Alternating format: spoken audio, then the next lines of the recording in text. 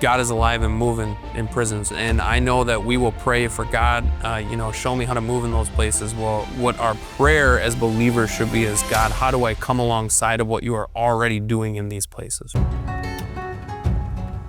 Jesus called us in Matthew 25 to visit him in prison. And he said, when you visit those in prison, it's as if you're visiting Christ himself.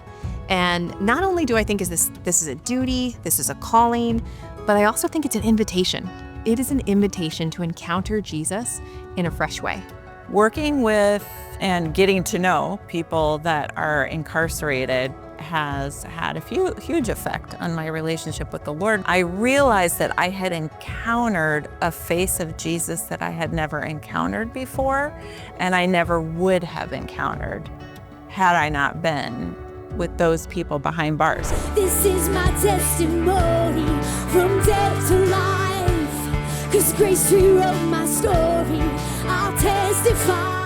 What I really love about Prison Fellowship is their authenticity of the ministry, really equipping local churches with amazing resources, amazing curriculum, amazing guidance, connections, really everything that a church needs to tangibly get not just into the door, but to sustain a ministry there. Prison Fellowship is just very, very, very easy.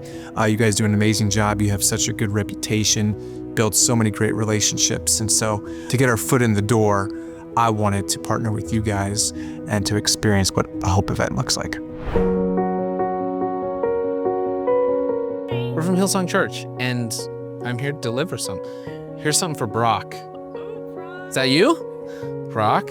If it wasn't like organizations like Angel Tree, our family wouldn't have had Christmas. And so there's a deep passion for us to go, hey, this is actually real, and we may be able to provide for our families, but there's a lot of families out there that there's a disconnect and they don't have that opportunity. My children received Angel Tree gifts 1996, 1997, and the impact that it had on them was that they still remember that. They still are familiar with Angel Tree. They're still familiar with what Prison Fellowship does. And when they found out that I was involved in Prison Fellowship, both inside and outside, they're just ecstatic about it. I just got a message from two of them this morning, wishing me well and hoping that everything would turn out fine.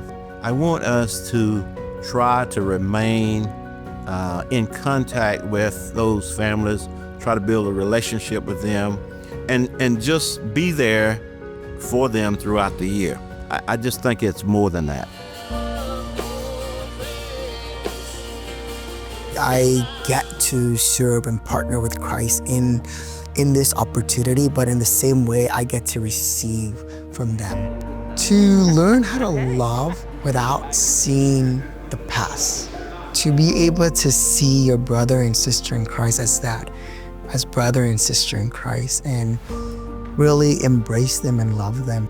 I know that like in my life, I followed my own passions and desires into some really dark places and through some really heavy stuff. Like I am more than willing to pick up the cross of Jesus and follow into some real commitment kind of level stuff now in my life, because if I'm gonna live that way for sin, I'm definitely gonna live that way for Jesus in my life now. One of the things I love about Prison Fellowship, kind of modeled for us and made it okay for us to speak in ways that we're gonna care for the whole person, bring the whole gospel, and ultimately see that life transformation that impacts their spiritual state, but also their physical needs. And the end result is we see holistic ministry leading to holistic flourishing in lives, people's lives, and communities and churches and more.